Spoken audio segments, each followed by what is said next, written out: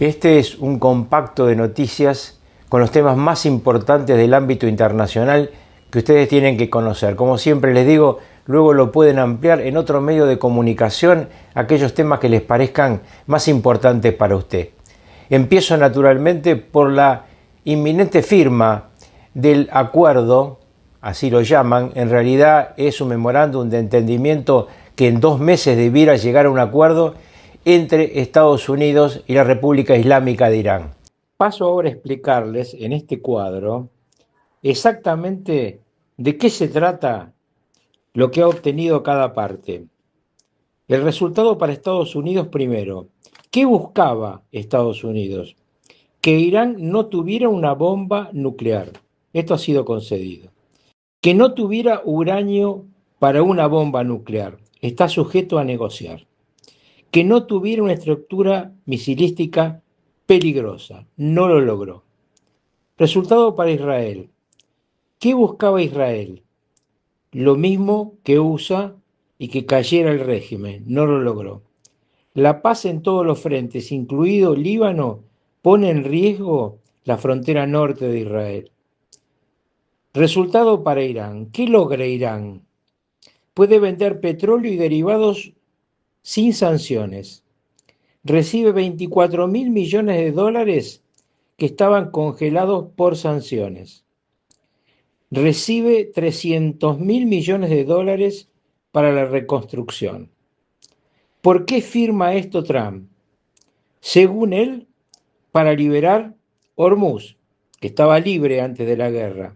En realidad, para mejorar las elecciones norteamericanas del 3 de noviembre. Otro tema clave es que este domingo se vota en segunda vuelta en Colombia entre el candidato de Petro Cepeda y el candidato opositor. Todo indica, todas las encuestas indican que Del Espriella, el candidato de centro derecha, será el futuro presidente de Colombia y esto podría llevar a la reconstrucción económica, política y moral de un país destruido por la administración Petro. El candidato de Petro sigue siendo un hombre que miente, pero su mentira ha captado una parte significativa de la población. El triunfo de Del Espriella será seguramente ajustado, pero todo indica que se va a confirmar el próximo domingo.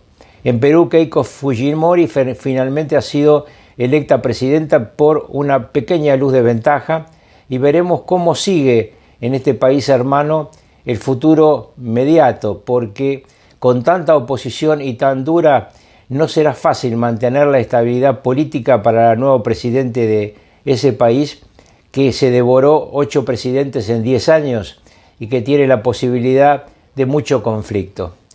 Mucho más cerca de Estados Unidos, pero no lejos de nuestro corazón.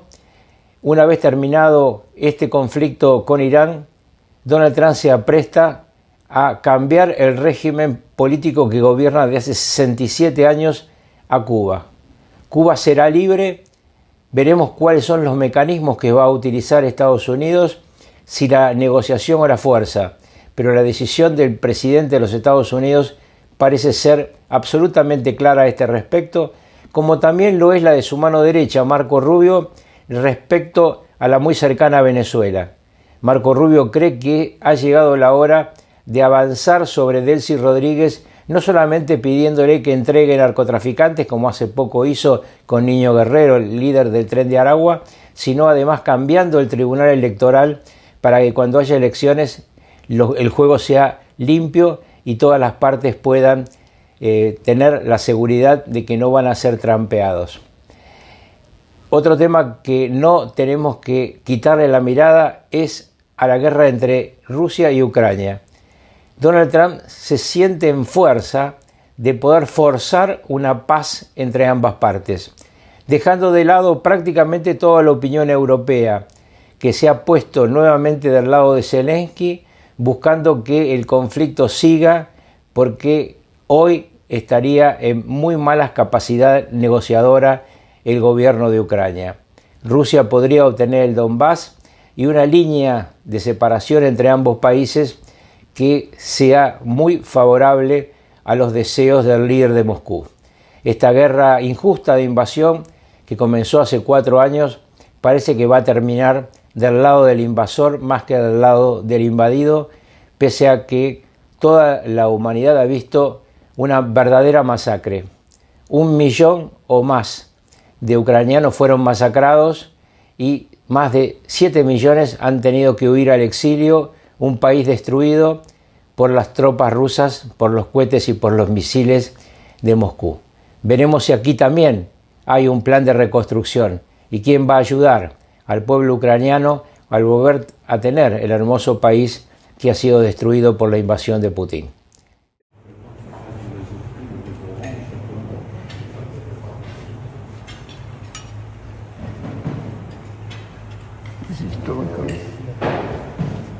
Yes. Bravo.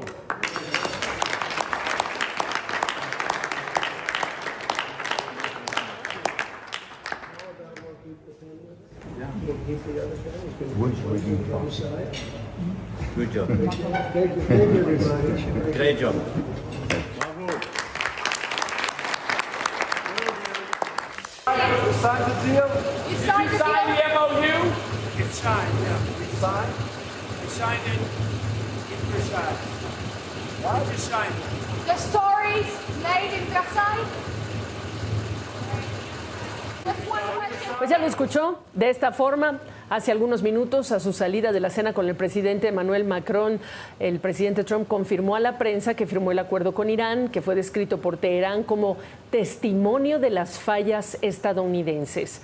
El Ministerio de Asuntos Exteriores de Teherán informó que el memorando quedó oficialmente formalizado tras una firma digital. Después de la firma se activa, le recuerdo, una ventana de 60 días para negociar los términos finales de este pacto, extendible ese plazo por consentimiento mutuo por otros días, otro tiempo. Subraya también que las negociaciones de 60 días se van a centrar únicamente en el tema nuclear y en lo que es el alivio de sanciones.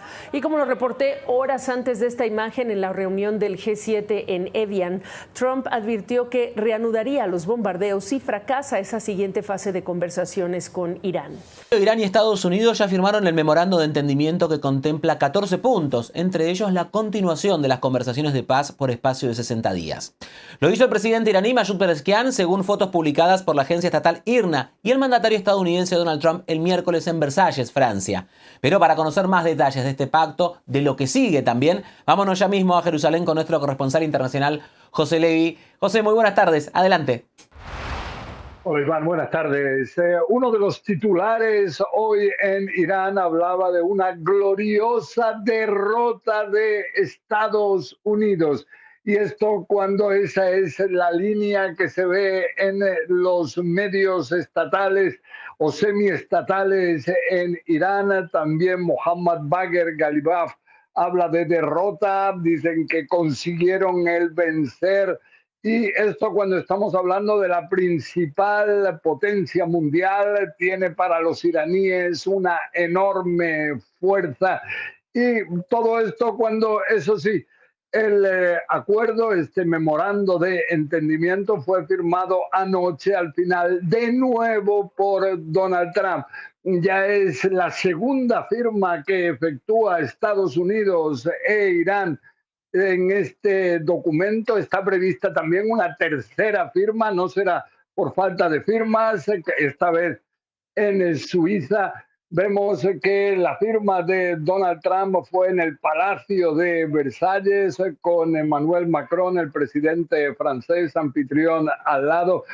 Se recuerda que el Tratado de Versalles, al final de la Primera Guerra Mundial en 1919, fue firmado también ahí por otro presidente de Estados Unidos, Woodrow Wilson, pero fue un ataque que, o sea, un documento que luego sirvió como base para lo que fue la subida del nazismo en Alemania y luego eventualmente también fue lo que desencadenó la Segunda Guerra Mundial.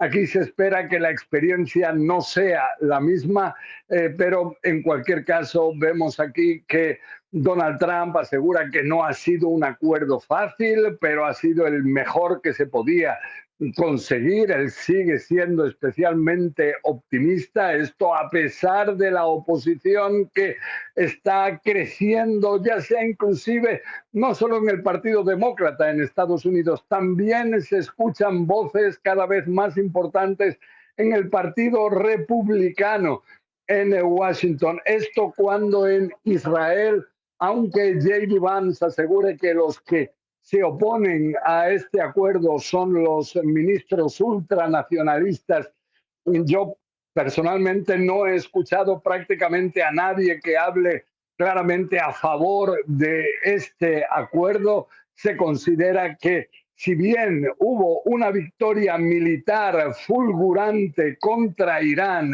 en esa ofensiva militar aérea conjunta de Estados Unidos e Israel que comenzó el 28 de febrero durante 40 días, a nivel diplomático, a nivel de conseguir logros en el acuerdo, el tema es muy distinto. Lo que dice, eso sí, J.D. Vance, el negociador jefe, de hecho, de Estados Unidos, quien tendrá que hacer esta tercera firma del acuerdo, todavía él dice que no se sabe si será o no mañana, pero ha sido pieza fundamental.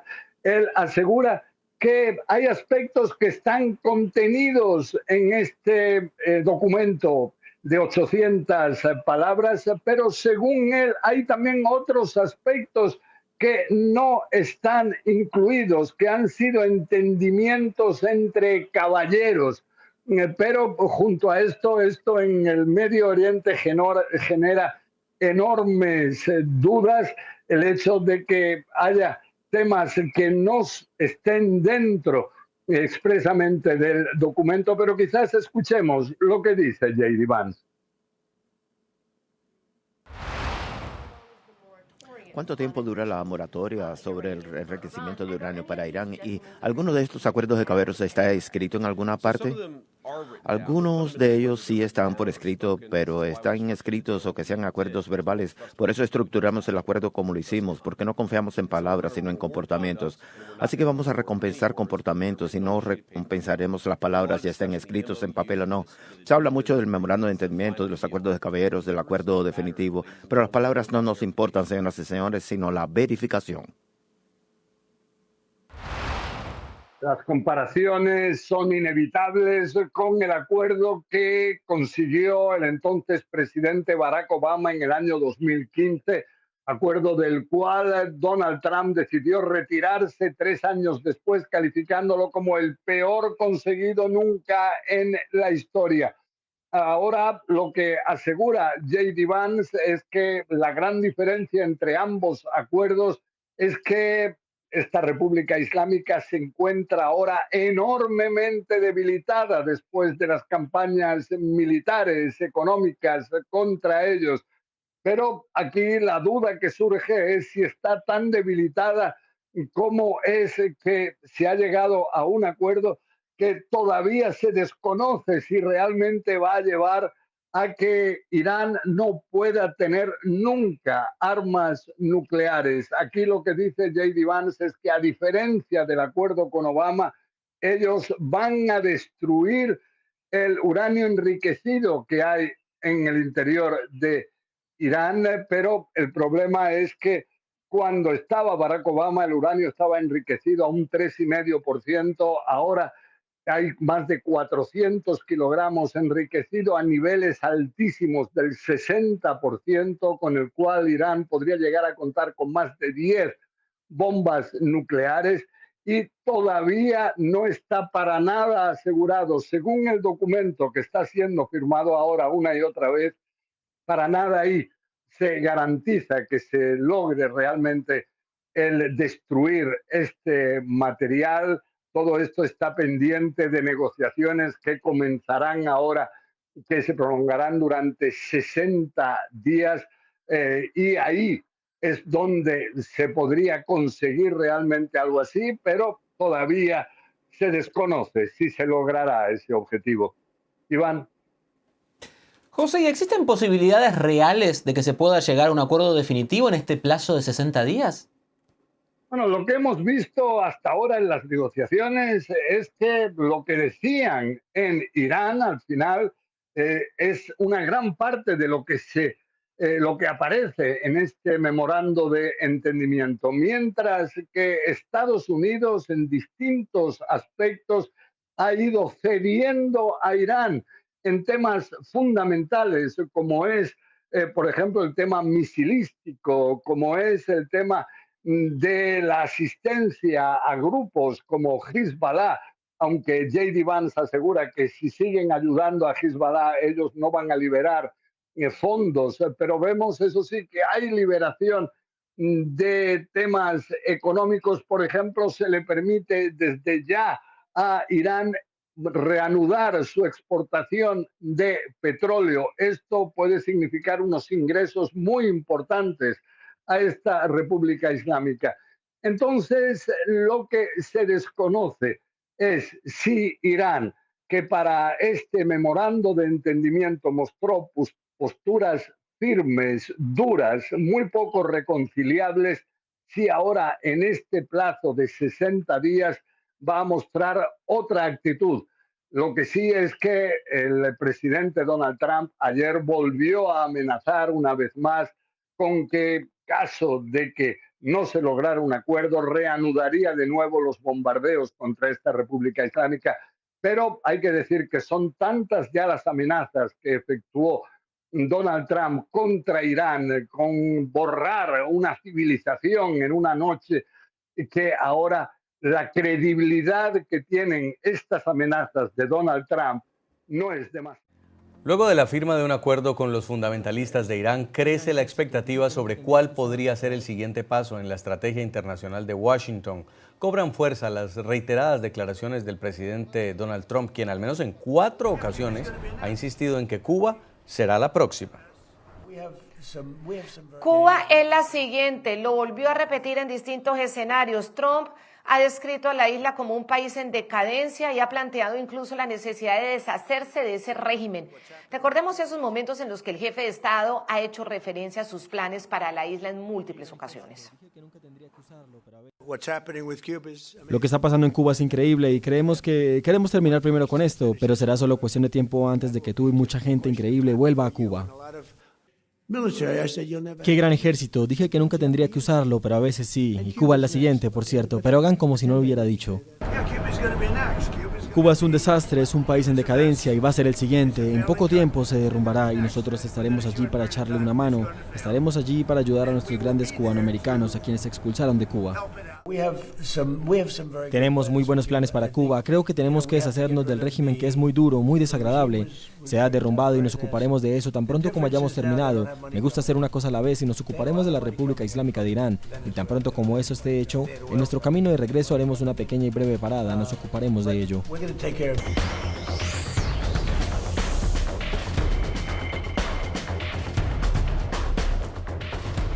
Hay una nueva ola de protestas que crece, de cacerolazos, sacudiendo múltiples zonas de Cuba.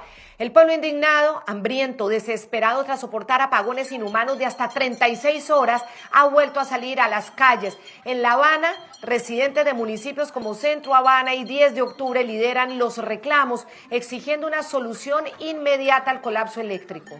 Las peticiones también impactan otras ciudades del país, donde la población denuncia que la falta de energía se suma a una crisis terminal por la escasez de agua potable y de comida.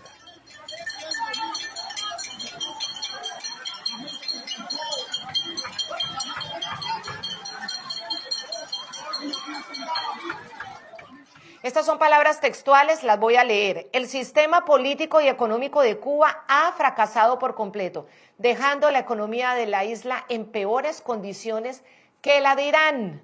Palabras textuales, las declaraciones del vicepresidente J.D. Vance. Al ser preguntado sobre el futuro de Cuba, de la isla, el funcionario instó al régimen dictatorial a tomar decisiones inteligentes. Señor vicepresidente, el presidente Trump dijo que vamos a resolver un asunto refiriéndose a Irán y añadió que ahora es el turno de Cuba. ¿Es Cuba la siguiente? Tienen que preguntarle a Marco sobre Cuba. Miren, nuestra opinión, pero déjenme responder la pregunta de esta persona. Básicamente en Cuba hay un sistema que no ha funcionado. No pueden ganar dinero. Su economía, francamente, probablemente esté en peor estado que la economía iraní. Está a 90 millas de nuestras costas, así que cada vez que hay una crisis, terminan teniendo refugiados desesperados o gente desesperada, ya saben, que no puede alimentar a sus familias y que intenta entrar en masa a nuestro país. Queremos que el pueblo de Cuba sea feliz y próspero. De hecho, estamos hablando con los iraníes, con el gobierno cubano en este momento, sobre cómo podrían cambiar sus políticas para cambiar esa situación. Vamos a ver qué hacen. Y obviamente, si ellos hacen algo, nosotros también haremos algo. Si toman decisiones inteligentes, tendremos una relación mucho mejor con esa isla. Bajo la fuerte presión de Washington, la dictadura cubana ha empezado a debatir reformas económicas que podrían dar un giro al sistema comunista, un paquete de 176 medidas que serían de apertura de mercado y que están forzadas por el sistema energético y comercial completamente colapsado. Los líderes del régimen han puesto sobre la mesa abrir el sistema a la banca privada, facilitar la inversión extranjera directa en pequeñas y medianas empresas y poner fin a las agencias empleadoras estatales, otorgando además a los negocios capacidad de importar y exportar directamente sin intermediarios oficiales. Aunque las reformas debilitan notablemente el monopolio empresarial de La Habana, la cúpula del Partido Comunista de Cuba insistió en que los cambios buscan la supervivencia del proyecto socialista y no contempla una liberalización política en la isla. Estimulando el 1 de mayo. Buena parte son discursos repetidos, también promesas incumplidas, que han venido arrastradas desde los lineamientos del Partido Comunista 2011. También decretos recientes del gobierno dictatorial tiránico que nunca funcionaron, y vamos a verlos. Aquí uno por uno se los vamos a mostrar a ustedes con Jason Calderón. El primero, ellos plantean autonomía de la empresa estatal socialista. El régimen lleva desde 2011 prometiendo que las empresas públicas van a operar de forma independiente. Un discurso repetido, porque el Estado sigue sin soltar el control, por lo que volver a proponerlo es simplemente reciclar una promesa incumplida. La siguiente, Jason. Centralización hacia los municipios es otra política que la tiranía ya había anunciado en reformas constitucionales y planes previos. Prometer de nuevo darle competencias a los municipios es repetir el mismo plan que ha fracasado por la falta de recursos reales a nivel local. La tercera, entrega de tierras en usufructo. Permite al Estado prestar las tierras, entregarlas temporalmente a los campesinos sin otorgarles realmente la propiedad privada, pero para que la puedan trabajar. Pues el gobierno tiránico ha emitido decretos idénticos durante casi 20 años sin solucionar de verdad los problemas estructurales del agro. Falta de insumos, monopolio de acopio, inseguridad jurídica para los productores, es decir, otra promesa de lo que ya se ha hecho y mal. La bancarización y los pagos digitales es la obligatoriedad de una factura electrónica, de los canales de pago digitales, pero esto no es sorpresa para los cubanos. El régimen ya venía pidiendo e imponiendo este sistema desde el año pasado para rastrear el dinero del sector privado. Y las promesas incumplidas cerramos con el traspaso de locales estatales al sector privado. Una práctica informal existente desde el 2021 que entrega espacios en ruinas, o también en quiebra, en pésimo estado, por la gestión ineficiente del castrismo. Trasladando todo ese problema, el costo de la reparación y de poner a punto los lugares, pero se lo recargas a los agentes privados. Es decir, también esto es palabras y más palabras.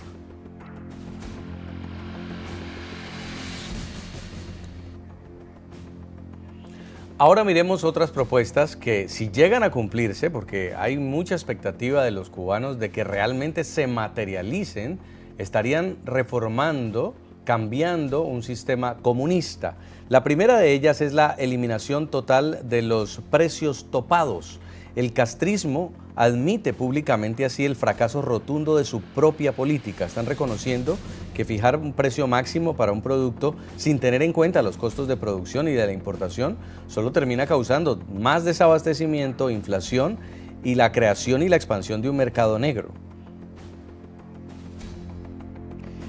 Ahora, el otro tema es fin del monopolio del comercio exterior, que lo tiene obviamente la dictadura, que el sector privado nacional, dicen, podrá exportar e importar de forma directa, eliminando el control, la intermediación exclusiva que el gobierno dictatorial mantuvo por décadas, es lo que dicen. El fin de las agencias empleadoras estatales. Ahora los inversionistas extranjeros van a poder contratar directamente a personal cubano y pagarles sus salarios sin intermediación de empresas del gobierno, que recordemos, les retenía la mayor parte de las divisas, se les quedaba con el sueldo dejándoles una cantidad mínima, ínfima, que solamente les daba para sobrevivir. Esto buscando atraer inversión extranjera directa en el sector privado. Empresarios extranjeros podrán financiar e invertir capital directamente en las MIPYMES, es decir, en las pequeñas y medianas empresas, sin la vigilancia o participación obligatoria de las empresas estatales, porque así era como lo obligaban. Si hay una inversión extranjera, de todas maneras tiene que participar una empresa del castrismo. Bueno, veremos. Canje de deuda soberana por activos del Estado. Ante la imposibilidad de pagar deudas millonarias, el régimen evalúa entregar la gestión de propiedades estatales como minas u hoteles a acreedores internacionales. Muchos hoteles que ya se han retirado de la isla y dejan una infraestructura desgastada y con necesidad de muchas reparaciones. Y miren el que sigue, ustedes recordarán la famosa libreta de abastecimiento universal, donde le apuntan a la gente cuánto le dieron de arveja, de huevo, de pollos, cuando hay, ¿no? Porque por lo general no hay. Entonces, lo que están planteando es eliminar los subsidios generalizados a los alimentos. La cartilla de racionamiento dejaría de ser para todos los cubanos y el nuevo modelo de subsidio será destinado a personas declaradas en pobreza extrema, clasificadas por el régimen como vulnerables. Aquí está también la trampa. Según las Naciones Unidas, más del 90% de los cubanos son vulnerables, viven en tremenda pobreza, no cualquiera, extrema.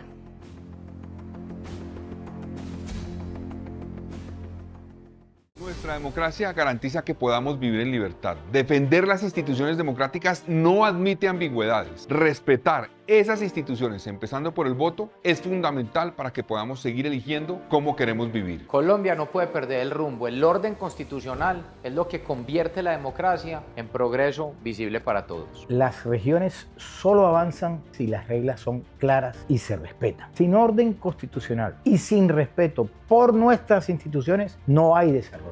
Un Estado fuerte y confiable se construye sobre una premisa simple: el respeto absoluto por la Constitución. Votemos sin miedo, votemos a conciencia, votemos en libertad.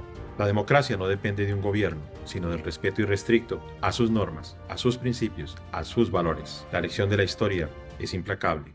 Las democracias sobreviven cuando los gobiernos son de leyes, no de hombres. El respeto a nuestras instituciones empieza por quienes la representan. Esa es la base de nuestra tradición institucional y democrática, de nuestra vida en común y de nuestro futuro. Cuidarlas no es una opción, es una responsabilidad de todos.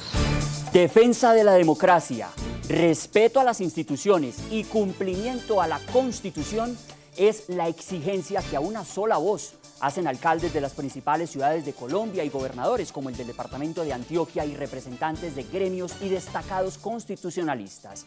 Esto en un contexto de intimidantes mensajes del oficialismo, la presión de grupos criminales al elector y la negativa que el presidente Gustavo Petro mantiene desde el 31 de mayo a reconocer los resultados de la primera vuelta presidencial.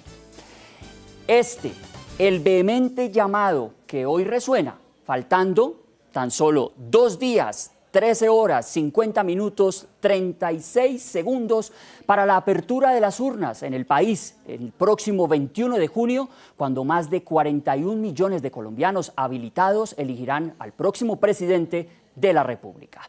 La noche, bajo la dirección de Claudia Gurizati, enciende así las luces para que usted vea el punto clave de la noticia. Soy Jorge Adrián Orozco. Bienvenidos y atención, es la noticia en sintonía con el pronunciamiento que veíamos de algunos mandatarios locales. Los jefes de órganos de control, Procuraduría y Contraloría General cierran filas en defensa de la institucionalidad. El reclamo es claro: paz electoral y respeto a los resultados el próximo domingo. No necesita Colombia que nadie diga si aceptó o no el resultado de unas elecciones. Es la gente que va a las urnas, es la gente que vota y es la autoridad del Consejo Electoral la que dice si las elecciones fueron bien hechas o no. Por eso venimos exigiendo y les queremos pedir el favor que nos ayuden a pregonar en regiones, en provincias, en los pueblos, en las capitales regionales, que se respeten los resultados que digan las urnas, que aquí no cabe ningún cuestionamiento sin fundamento. Entonces, ¿cuál es el llamado? El llamado necesariamente tendría que ser, nos quedan unas horas, ¿por qué quienes tenemos una u otra responsabilidad no podemos hacer un llamado a los diferentes sectores a que los resultados, cualquiera que sean, se respeten en una tranquilidad y, como se ha manifestado acá por parte del señor procurador, se puedan reclamar y tramitar de manera civilizada?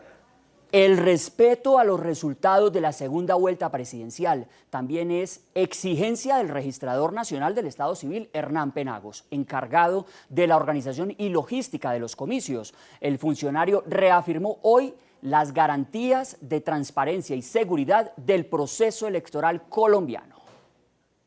Los hechos están dados, las acciones están tomadas. Todas las instituciones de Colombia están cumpliendo su deber y haciendo su tarea de manera detallada. Las autoridades electorales cumpliendo a cabalidad con sus deberes operativos, la Procuraduría con el despliegue de su gente, la Fiscalía acompañando las mesas de justicia, la Defensoría en su tarea, la Contraloría con todo el equipo nacional desplegando todas las acciones para garantizar elecciones libres, transparentes y justas. La fuerza pública, 400.000 hombres desplegados en todo el territorio nacional. Las acciones materiales están ejecutadas y se han ejecutado bien porque los hechos del pasado nos respaldan. El punto clave de la noticia: mientras los órganos de control y alcaldes llaman a la calma y a respetar los resultados de los comicios del 21 de junio, el presidente Petro acentúa y le sube volumen a su discurso de ataque. Ayer volvió a Tarima, en Medellín, y en un acto oficial anunciado como supuesta rendición de cuentas en la Universidad de Antioquia, habló en evidente tono electoral de derrotar lo que él llama espectro de la muerte y nuevamente calificó de fascistas a sus adversarios políticos. Podemos lograr que la lucha que se ha establecido, que es entre las fuerzas de la muerte, espectros de la muerte le llamo yo, que habla desde eso de matar y matar y matar, sean derrotados por las fuerzas de la vida, que hablamos de amor y vida, de libertad y vida, libertad y vida, libertad y vida. Tengo que decirles que esta universidad la recibimos quebrada. Los gobiernos locales del fascio, que no de la derecha, porque hay algo más a la derecha que la derecha, y esos se llaman fascistas. Ahora a nivel nacional quieren embrutecer al pueblo con mentira, miedo y dinero para que el fascismo se tome a Colombia, como sucedió a mediados del siglo XX, porque ya fueron gobernantes. Rodrigo Lara, abogado, académico, integrante de la campaña del candidato presidencial Abelardo de la Espriella, uno de sus principales estrategas de campaña, excongresista de Colombia. Gracias por estar hoy aquí en la noche. Un abrazo, un saludo para ti, para todos los televidentes y para los compañeros de panel. Doctor Lara, ¿qué representa este llamado tan vehemente a una sola voz de la institucionalidad, de esta mayor parte de la institucionalidad colombiana al gobierno directamente, al gobierno del presidente Petro, a los defensores de la campaña oficialista, para que cesen estas narrativas de ataque y se respete, haya un respeto a los resultados del próximo domingo? Bueno, no, es que es absolutamente aterrador que un presidente de la República, ejercicio, al sol de hoy no haya reconocido los resultados electorales de la primera vuelta, que le dieron la victoria por decisión del pueblo colombiano, a Abelardo de la Espriella. Esto es algo absolutamente inédito, por lo menos en la historia de los últimos 100 años del país, de tener a un presidente que desconoce los resultados, la votación, la decisión libre del pueblo colombiano de expresarse en las urnas. Y ahorita sale no solamente a desconocer los resultados, sino que también tilda de fascistas a sus competidores, al candidato Abelardo de la Espriella y a quienes hacemos parte de esa campaña. Una utilización ligera, liviana e irresponsable de esa denominación que es un insulto, sobre todo cuando se trata esta campaña de una expresión democrática que cree en la Constitución, que cree en la separación de poderes y que creemos naturalmente en lo más profundo de los valores de nuestra democracia. Doctor Lara, nadie, seguramente en sus 5 sentidos, desearía una ruptura institucional para un país democrático, de una historia tan larga en la democracia como es Colombia. Pero también estamos ante una situación inédita en el hecho de que los organismos de control de un Estado de Derecho como el de Colombia tengan que salir a advertir esto, a hacer un llamado frente a una segunda vuelta electoral, un balotaje para que se respeten los resultados. Es algo que uno debería en cualquier país, digámoslo, normal, decente, cuando hay un respeto desde la... pues eso sobraría, ¿no? Un llamado de estos que se supone debe ser lo más obvio un domingo después de las elecciones, que se respete lo que decida la gente en las urnas. Oh, es que es aterrador. El presidente de la República ha sido un factor de perturbación electoral, en lugar de ser el garante del cumplimiento de la voluntad popular y de que las elecciones se realicen en perfecta calma y armonía. El presidente de la República ha sido el que ha perturbado este proceso. Primero, ante el hecho gravísimo de desconocer la voluntad de los colombianos en las urnas. Él no ha reconocido aún el resultado electoral. Y en segundo lugar, pues porque su candidato, el candidato del gobierno, está recibiendo en este momento apoyo por presión armada por parte de las peores organizaciones criminales del país, que están presionando a comunidades enteras para que voten por Cepeda. En lugar de proteger a esas comunidades y exigirle a sus delincuentes que preserven y respeten la vida y la decisión libre de los colombianos en esas regiones, parece cerrar los ojos y tolerar esto tan inaceptable.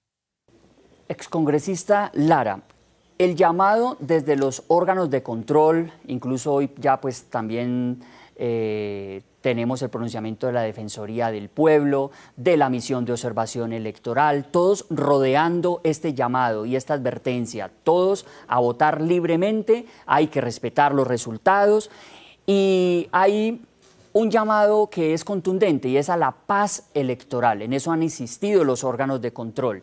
¿Es posible lograr ese respeto y esa paz electoral cuando el discurso desde el nivel central y propiamente el presidente Petro pues está chocando todos los días, casi que a diario en una tarima diferente con este pedido constitucional, institucional que hoy tenemos?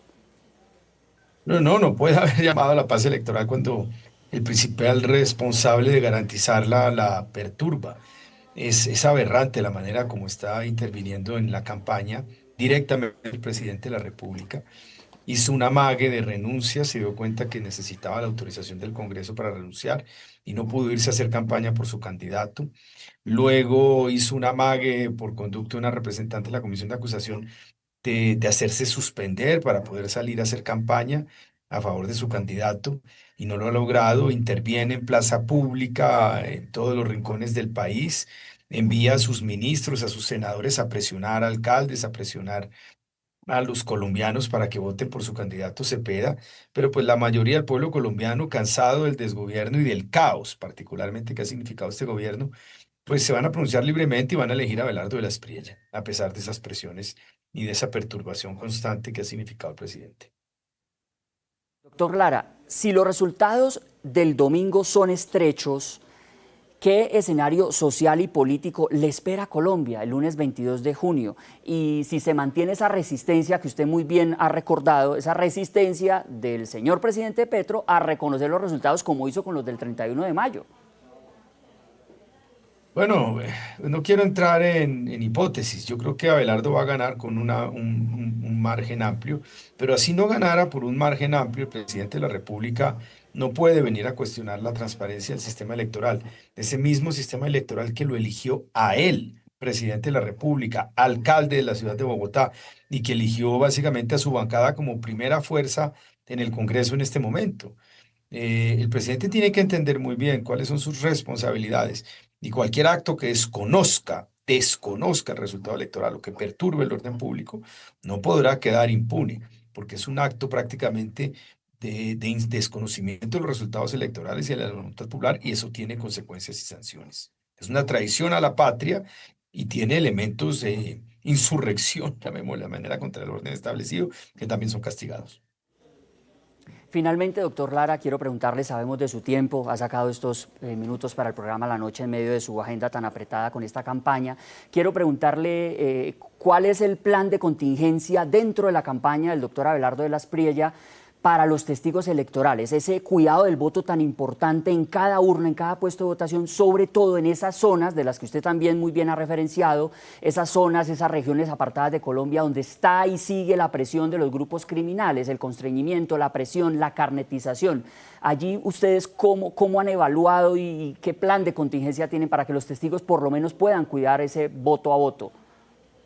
Bueno, la campaña ha dispuesto de un verdadero arsenal de testigos y de jurados de votación, básicamente, de testigos de votación, perdón. Tenemos más testigos que todas las fuerzas políticas combinadas, mucho más que el pacto histórico, gracias a que esto ha sido un movimiento popular con un voluntariado muy grande, con el cual vamos a vigilar estos resultados. Por otro lado, vamos a instruir a todos nuestros testigos a que presenten denuncias penales ante cualquier intento de manipulación del resultado electoral, y los acompañaremos en ese propósito. Y también los abogados de la campaña han solicitado el traslado de mesas en zonas en donde hay presencia comprobada por parte de las mismas autoridades colombianas de esas organizaciones criminales que están presionando el voto para Iván Cepeda. El reto es enorme, enorme, doctor Lara. Muchas gracias por estos minutos hoy para el programa La Noche. A ustedes, muchas gracias, muy amables. Que estén muy bien. Un abrazo. Y son punto clave de la noticia las polémicas y temerarias declaraciones hechas por reconocidas figuras del petrismo ante una posible derrota electoral del candidato Iván Cepeda. Primero fue Carlos Carrillo, el exdirector de la Unidad Nacional para la Gestión del Riesgo de Desastres, quien afirmó, ven ustedes acá en nuestra pantalla, que Colombia se incendiaría si gana el candidato opositor Abelardo de la Espriella. Luego, el ex senador Gustavo Bolívar, considerado una de las personas más cercanas al mandatario, dijo que la gente se va a armar si el candidato de la Espriella continúa con la que él dice es una retórica violenta. ¿Cómo van a reaccionar? Pues protestando.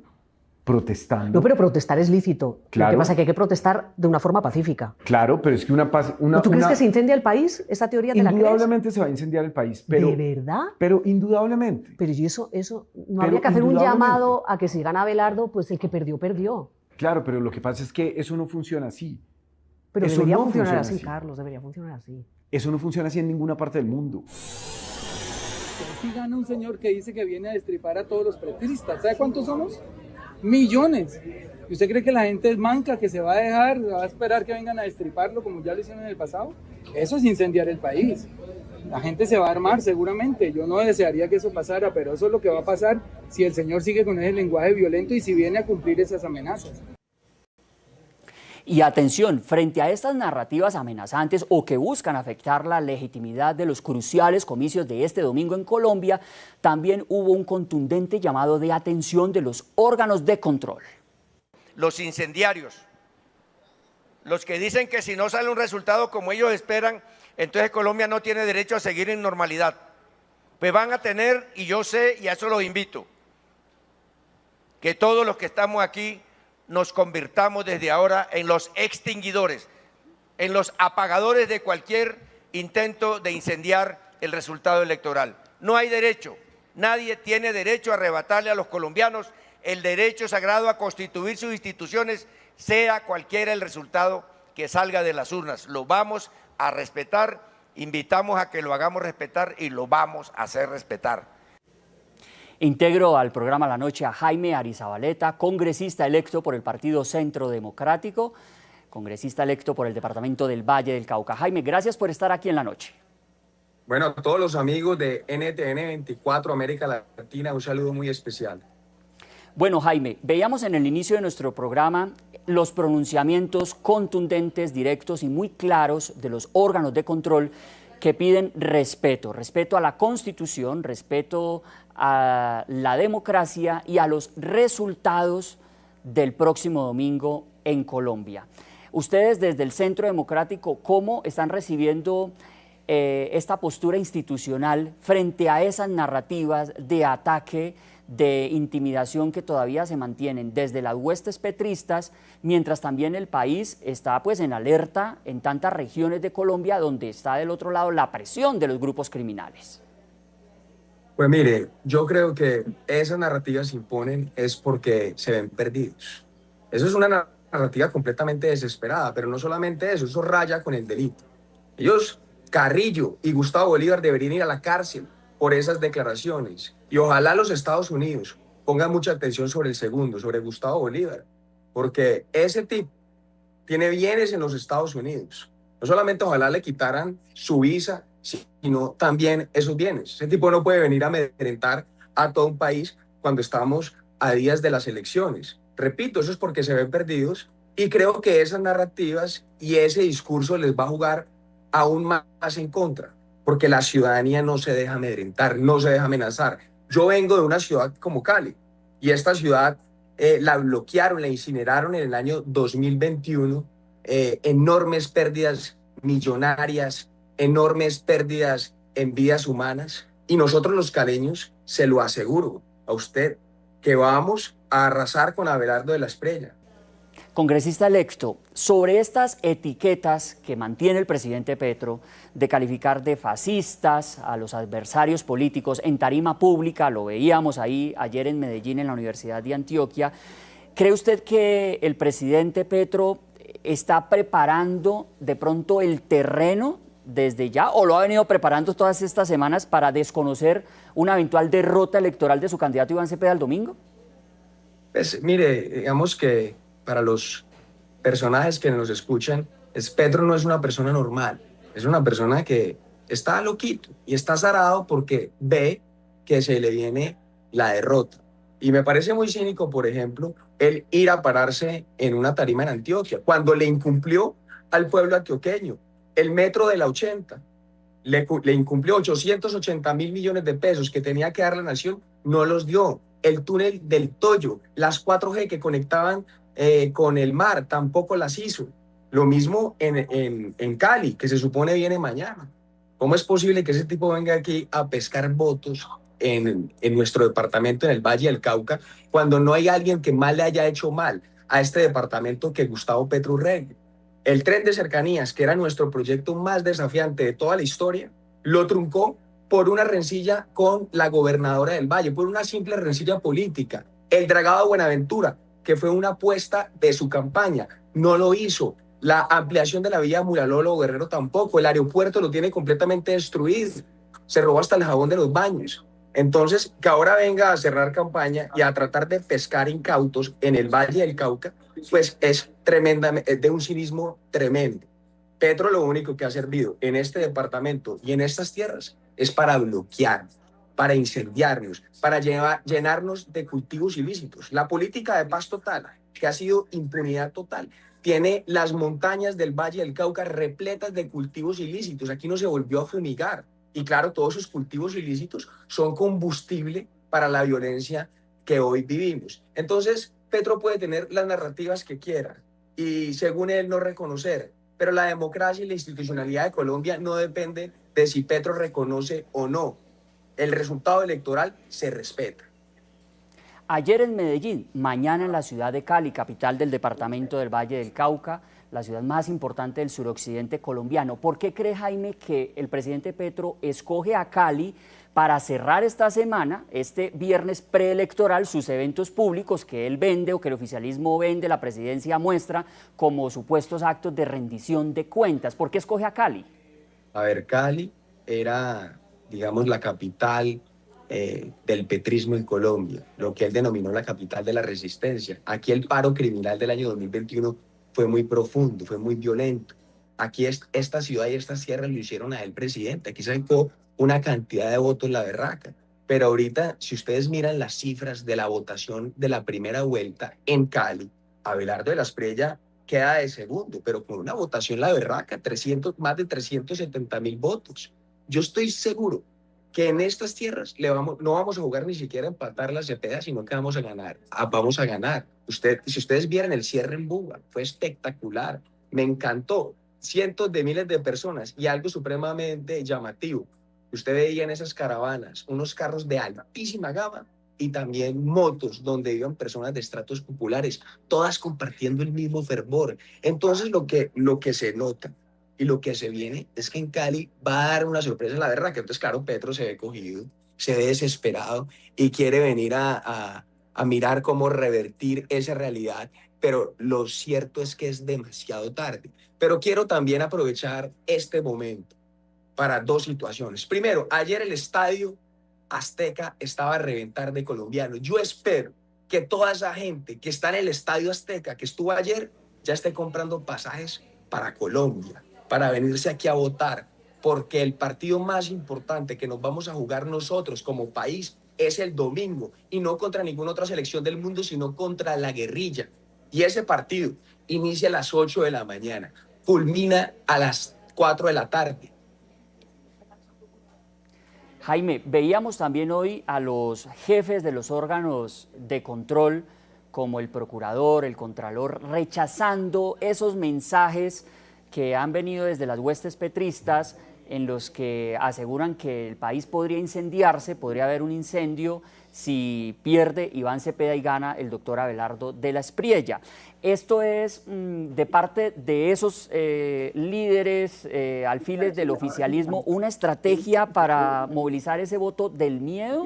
¿Por qué estos mensajes hoy?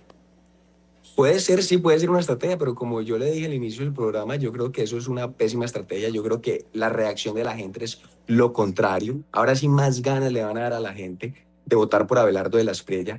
Tampoco soy de los que cree que este país se va a incendiar. Yo creo que el país ha cambiado mucho desde el 2021 hasta acá. La gente está muy apasionada. Usted no puede pretender, esos zurdos no pueden pretender bloquear y ultrajar un país que ya más de la mitad del país, millones de personas, saludan así y dicen firme por la patria, con el saludo militar. Ya la gente se ha llenado de patriotismo, la gente se ha llenado de valentía. Hay algo muy claro, y es que la actitud del líder se contagia. Y la actitud de Abelardo, que es valiente, con arrojo, ya está contagiada en millones de colombianos. Así que aquí nadie va a tener miedo. Que hagan lo que les dé la gana, que estoy seguro que la fuerza pública nos va a defender, porque la fuerza pública no hace lo que diga Petro, la fuerza pública hace lo que ordene la Constitución. Jaime, y a propósito, le pido unos segunditos, vamos a hacer una primera pausa, pero quiero que veamos este pronunciamiento de las últimas horas, porque también la Defensoría del Pueblo emitió un comunicado invitando tanto a los candidatos presidenciales como al propio presidente Gustavo Petro a promover mensajes públicos de respeto y confianza en las instituciones democráticas. El organismo alerta la necesidad de frenar cualquier forma de violencia, de lo que estamos hablando, o estigmatización de cara a las elecciones del próximo domingo. Invitamos a los candidatos presidenciales, al presidente de la República, a las altas autoridades del Estado y a los líderes políticos y de opinión a promover mensajes públicos orientados al respeto de la diferencia, la convivencia pacífica y la confianza en las instituciones democráticas, a desincentivar cualquier forma de violencia o estigmatización, a evitar afirmaciones sobre posibles fraudes electorales sin sustento probatorio suficiente. Y a propósito de un escenario de posibles reacciones violentas en las calles tras las elecciones del próximo domingo en Colombia, hoy el ministro de Defensa Pedro Arnulfo Sánchez admitió que hay probabilidades de disturbios o hechos de vandalismo. Dentro de los riesgos que hemos revisado, que obviamente son diferentes a los que tiene Canadá o los que tiene Suiza y que nos obliga a Colombia a tomar unas medidas diferentes, hemos encontrado en las diferentes redes sociales, en algunas denuncias, que la probabilidad de un disturbio violento, de vandalismo, podría llegar a existir. No porque sea una campaña que lo esté promoviendo, sino porque habría una que otra persona simpatizante radical que estaría motivando más ganar con el odio que ganar con las ideas. El martes, recordemos, el candidato Abelardo de la Espriella lanzó una advertencia ante la posibilidad de que el presidente Petro no reconozca los resultados de la segunda vuelta electoral. Hizo un llamado al Ejército Nacional. Si Petro no reconoce los resultados en segunda vuelta, como lo ha hecho en la primera jornada, se cae el velo por completo y queda al desnudo un autócrata, un tirano en ciernes. El Ejército de la Patria deberá, conforme a la Constitución, restablecer el orden. Y antes de este mensaje del candidato opositor, el comandante de las fuerzas militares, el general Hugo López, respondió a preguntas de la prensa sobre el escenario que habría ante un eventual desconocimiento de los resultados electorales por parte del actual presidente de la República. Dijo que habrá apego al orden constitucional. Yo creo que tiene que remitirse a la Constitución y la ley, artículo 217, es muy claro. Las fuerzas militares tienen una misión por cumplir y le corresponde, ante un escenario como el que usted está colocando, o cualquier escenario, cumplir la Constitución y la ley. Integro en este bloque del programa La Noche a María Eugenia Gómez, politóloga y analista política. Gracias por acompañarnos. Muchas gracias. María Eugenia, ¿cómo está usted analizando este panorama preelectoral en Colombia? Ya estamos en cuenta regresiva, a puertas de ir a las urnas este domingo 21 de junio, con este llamado primero desde la institucionalidad, desde los órganos de control, para que sea respetada la voluntad popular. Y frente a mensajes amenazantes, a mensajes cargados de cierta gravedad, cuando desde las huestes petristas están diciendo, sugiriendo que la gente se va a armar o que incluso el país se va a incendiar si llega a perder el candidato Iván Cepeda. Sí, bueno, mira, con respecto a lo segundo, que creo que es un poco más alarmante, no quiero decir importante, sino más alarmante, creo que el llamado real, después de, claro, reconocer lo que está pasando o los resultados, independientemente cuáles sean, es algo también inevitable, ¿no? El descontento en este sector de la política, en este sector de la ciudadanía que apoya al continuismo y al candidato presidencial que representa el gobierno actual, a pesar de todas sus nefastas soluciones a problemas que en primer lugar podían ser inexistentes y en segundo lugar han sido nefastos. Pero creo que ese mismo descontento es el que va sí o sí motivar a que la gente salga a la calle. Yo sí soy muy realista en ese aspecto. Van a salir, van a haber disturbios. No sé hasta qué punto, no puedo decir hasta qué punto van a llegar, pero de que van a haber, de que van a ser violentos, es muy probable que lo sean. Quizás la diferencia, quizás no, más bien la diferencia va a ser en la reacción que hoy en día ha generado este tipo de no solamente campaña, sino el tipo también de descontento con las políticas actuales que ha llevado a cabo este gobierno. Hay un sector de la población muy grande y amplio que apoya al candidato Abelardo de la Espriella y que aún así a los que no lo apoyan de manera tan ferviente o tan representativa, ¿no? Pero que igual no van a dejar o ya no están permitiendo que cualquier disturbio o cualquier persona por su descontento, completamente válido, eso es cierto, están en la libertad, la Constitución también lo permite, en la libertad de ejercer su derecho a la protesta, lo pueden hacer, pero de ahí a llegar a no reconocer las votaciones porque no están de acuerdo, es una brecha que tienen que aprender, aunque suene un poco brusco, aprender a aceptar, duele a quien le duela.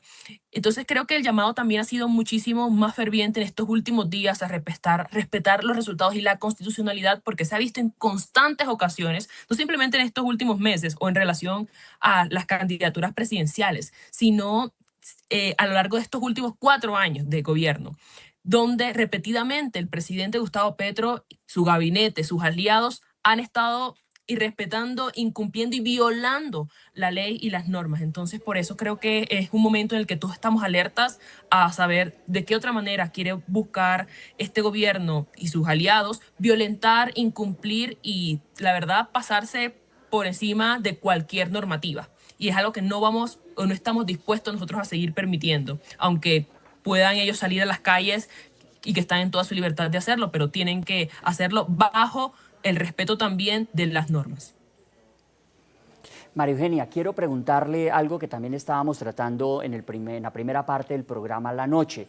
Con este discurso del presidente Petro que ha venido endureciendo los últimos días en tarima contra la oposición, dirigiéndose al candidato Abelardo de la Espriella, a las políticas, al proyecto político que representa hoy este candidato que sacó la mayor votación en la primera vuelta, ¿cree usted que el presidente Petro está abonando ese terreno para el domingo no reconocer los resultados en caso de una eventual pérdida de su candidato Iván Cepeda?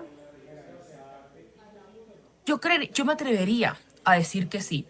Lo hemos visto en primera vuelta, tampoco salió a aceptarlos, dijo que había fraude, que el CNE, que los jurados, que todos habían sido manipulados, pero es muy curioso porque siempre sale a relucir estas posibles incompetencias y también las irregularidades que pueden tener estos procesos electorales, pero se le olvida, o tal parece que se le olvida a nuestro presidente que fue elegido mediante las mismas instituciones. Entonces yo sí creo que me voy un poco a si realmente está abonándola este camino o para llegar a decir que gracias a o debido a estas y estas incompetencias o incongruencias en los resultados no son verídicos. Pero eso va a ser simplemente en el caso en que su candidato, el candidato que respalda muy abiertamente e incumpliendo las normativas que regulan nuestro país, que no gane, porque claro, a pesar de que sean positivas, ahí el problema no va a existir. Entonces creo que es una muestra de, no solamente él lo sale a decir, sino también lo salió a decir el candidato Iván Cepeda, ¿no? A no reconocer estos resultados. Así que es probable, pero creo que aún mantenemos nuestras instituciones fuertes y es aquí, o el llamado es a todos los ciudadanos estar muy pendientes, muy atentos a los jurados, a los testigos y a la comunidad internacional a brindar todo su apoyo en veedurías acerca del proceso. Congresista electo por el Departamento del Valle del Cauca, Jaime Arizabaleta. Escuchábamos también hoy al ministro de Defensa, Pedro Sánchez, admitiendo sobre la posibilidad que hayan algunos disturbios o actos de vandalismo el domingo en la noche. ¿Usted cómo analiza esta situación? ¿Realmente ellos saben a lo que se pueden enfrentar frente a estos grupos radicales del oficialismo y la denominada autodenominada primera línea en caso de que Cepeda sea derrotado el domingo? Por supuesto que lo saben.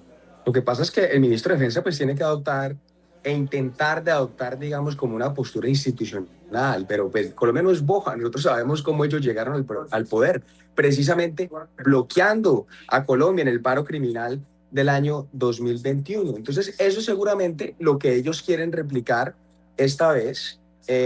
Por ejemplo, yo que soy, digamos, me gusta buscar cosas. Cualquier persona, le hago un llamado a las personas que nos ven, a que busquen en las redes sociales, pongan el emoticón de un ninja. Así están los guerrilleros en sus redes sociales. Tienen el nombre y el emoticón de un ninja. Si ustedes ven en este momento todos los guerrilleros que están en el Cauca, que están en el Nariño, están haciendo campaña abiertamente por Iván Cepeda. Entonces es claro que ante la derrota que se les viene, van a intentar incendiar este país. Eso es clarísimo. Pero yo recurro a una frase que me encanta y es que cuando uno está en una tormenta, uno no suelta el timón, uno se ajusta el cinturón. Aquí tenemos que tener valentía y lo bueno de aquí es lo que les he dicho, que la ciudadanía se ha contagiado de esa valentía, de ese patriotismo, de ese arrojo de Abelardo de la Espriella. Ustedes no pueden bloquear fácilmente y joder a un país que ya millones de ciudadanos saludan con Firme por la Patria y con el saludo militar. Entonces, seguramente intentarán hacer alguna revuelta, pero no será mayor problema. Pero quiero hacerle un llamado también a la ciudadanía, y es a que no nos confiemos, porque noto que hay un ambiente ganador muy grande, y eso es importantísimo, porque de hecho usted va a las calles y hay un fervor, el berraco, pero nosotros no podemos olvidarnos que enfrentamos a unos criminales. Mire, por ejemplo, el tema del voto fusil. En todas las zonas de presencia de grupos armados, ganó Cepeda por una votación impresionante. Y hubo más de 200 mesas en el país que el 100% de los votos fue para Iván Cepeda y 0 para Abelardo de la Espriella, asunto que es matemáticamente inexplicable, imposible. Y eso se da por el voto fusil. También tienen muchas herramientas de hacer trampa. Entonces, por favor, no nos confiemos, vamos a votar. Espero que todos esos colombianos que han estado en el Estadio Azteca promoviendo nuestra selección Colombia ya hayan tomado un vuelo y se hayan venido para este país, porque el partido más importante, repito, es este domingo, no contra otra selección, sino contra las FARC. Empieza a las 8 de la mañana y culmina a las 4 de la tarde y ojalá ganemos por goleada. Jaime, ahora que usted menciona la situación en zonas tan convulsionadas y estratégicas para grupos criminales, como en este momento lo es Nariño, Cauca, allí muy cerca a su región, al Valle del Cauca, y la situación del voto fusil que usted también advierte, ¿cómo enfrentar esos riesgos en estas regiones tan puntuales? Sobre todo los militantes y los testigos que tendrán que cuidar el voto durante toda la jornada electoral del domingo. No, pues dificilísimo. Imagínese usted, por ejemplo, estar en una mesa y presenciar que se está observando una anomalía y usted cómo se va a quejar, sabiendo que en esas zonas domina las guerrillas. Obviamente estamos en un problema. Aquí yo no les puedo dar aquí cuál sería una solución mágica, pero yo creo que una alternativa es precisamente, ojalá este video, esta entrevista, llegue a todos los rincones de Colombia y sobre todo a esas zonas y decirle a la gente que vote con toda la valentía, sin miedo, porque de lo contrario, si ustedes hacen caso al voto fusil y claudican y votan por Iván Cepeda, pues esa situación nunca va a parar y siempre los van a obligar a votar con un fusil en la nuca. Yo creo que hay que rebelarse aunque cueste la vida. Quiero saber la opinión de María Eugenia Gómez sobre todo lo que estamos analizando frente a estas zonas de riesgo, el voto fusil. ¿Qué más podrán hacer los colombianos para poder garantizar el voto en estas regiones tan apartadas? El ministro de Defensa pues dice y ha anunciado el Plan Democracia que históricamente tenemos durante los comicios en Colombia, pero de verdad cada día estamos frente a nuevas denuncias de presión, de constreñimiento, de carnetización.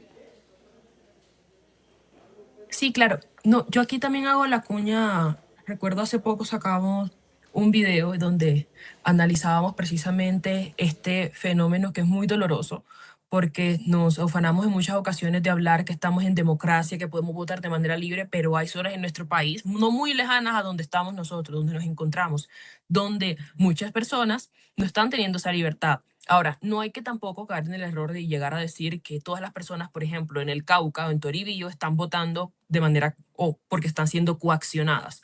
No, pero sí hay una gran presencia de estos grupos armados que abiertamente han expresado su apoyo al candidato Iván Cepeda y termina siendo también un poco...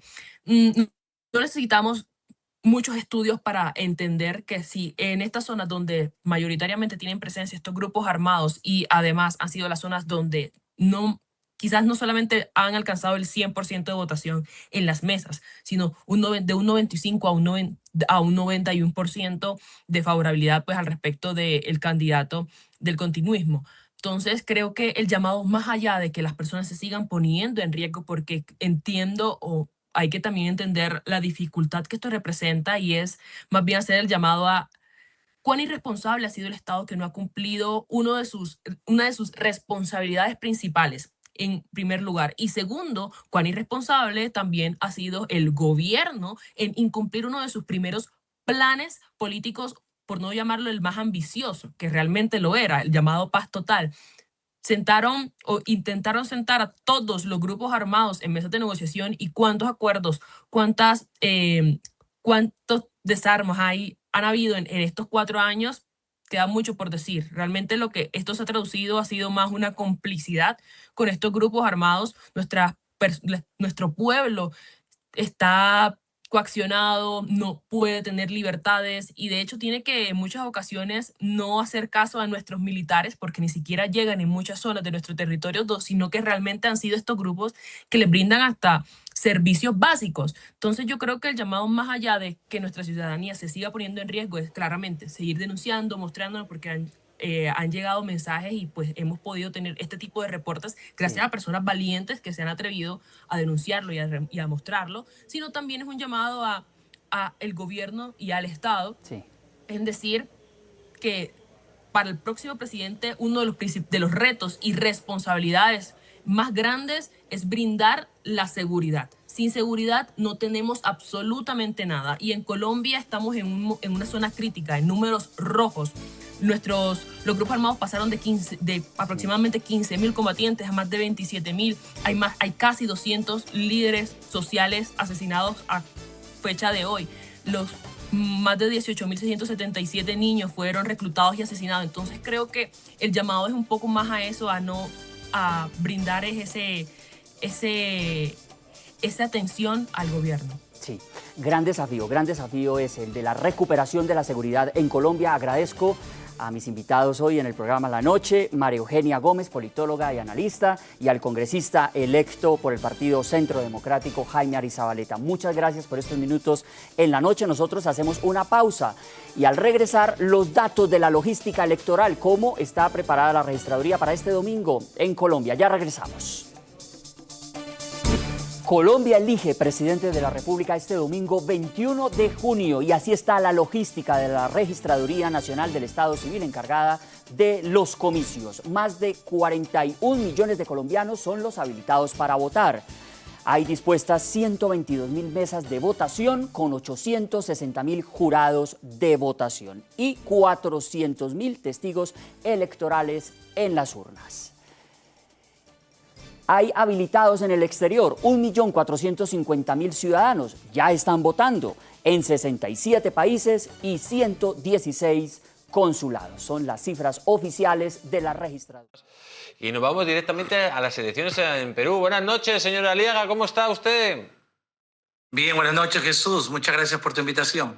Bueno, estamos hablando de un recuento. Nunca hemos visto un recuento que dure tanto tiempo. Todavía estamos hablando del 99,089% de recuento. Solo faltaría prácticamente aproximadamente como, bueno, pues 8 puntos. 0,8 puntos para acabar el recuento. Pero ya vemos que la señora Fujimori directamente está avanzando ya sin que le pueda coger el señor Sánchez, ¿no? Estamos hablando de un 50,098% de los votos, cuando el señor Sánchez directamente estaría en el 49,902% de los votos. ¿Se puede decir que es virtualmente ganadora Keiko Fujimori?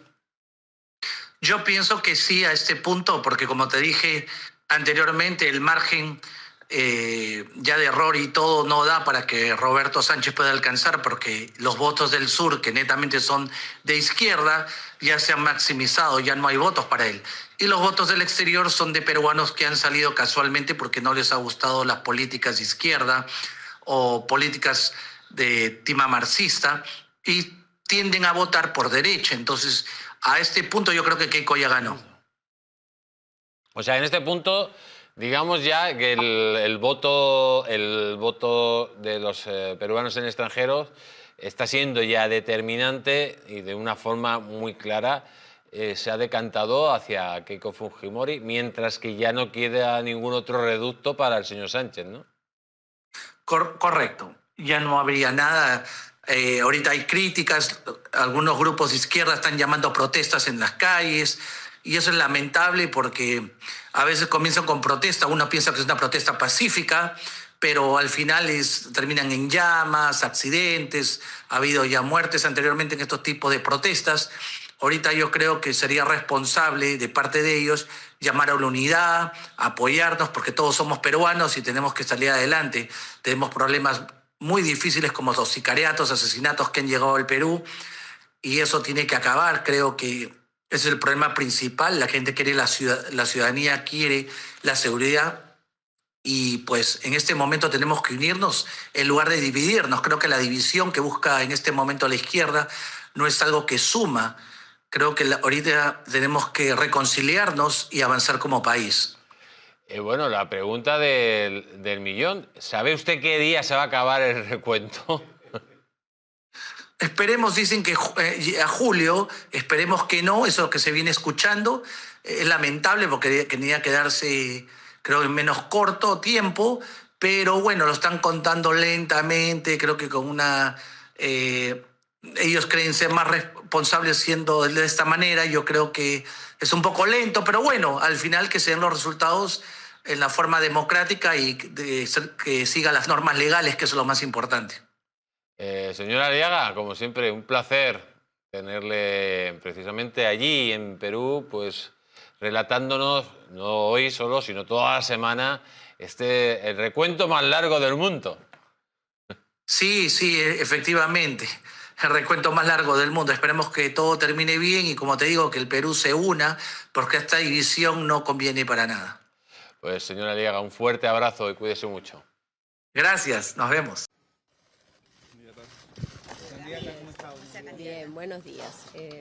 Se ha terminado el conteo de las actas regulares. Nos va a corresponder esperar el procedimiento de que revisen las actas observadas para que luego estas pasen a ser contabilizadas, ¿no? Así es que creo que según los abogados y los personeros legales del partido, ellos calculan que debemos esperar entre 1 a 2 semanas más o menos. Candidata, ¿hay alguna preocupación de su parte por luego de esta revisión se puedan revertir los resultados y que no la beneficien, evidentemente? Nosotros estamos muy esperanzados porque las actas que quedan por revisar, sobre todo, son de la capital, ¿no? Pero creo que también nos toca esperar con mucha prudencia. Sobre las marchas, candidata, el día de hoy se ha convocado ciertamente una marcha autoconvocada, de acuerdo a lo que dice Juntos por el Perú. Quería consultarle eso. ¿Qué le dice a usted eso? ¿Cree usted que Juntos por el Perú no está detrás de estas marchas, que realmente son autoconvocadas? Y en segundo término, hay otra marcha que también se ha convocado del otro lado, los defensores, me parece, de Lima, algo así. ¿Cree que esto vaya a devenir en algún enfrentamiento que se debería evitar? A ver, el derecho a protestar, el derecho a marchar, está garantizado en la Constitución. Y entonces creo que todos los ciudadanos pueden hacerlo, pero aquí hay que tomar con mucha cautela, ¿no?, las razones por las que se marcha y por supuesto ser absolutamente respetuosos de otros ciudadanos y de la propiedad privada, ¿no?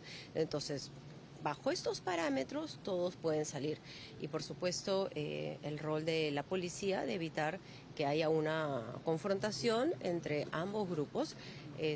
Yo lo que invoco es a la calma y a esperar con prudencia el resultado final.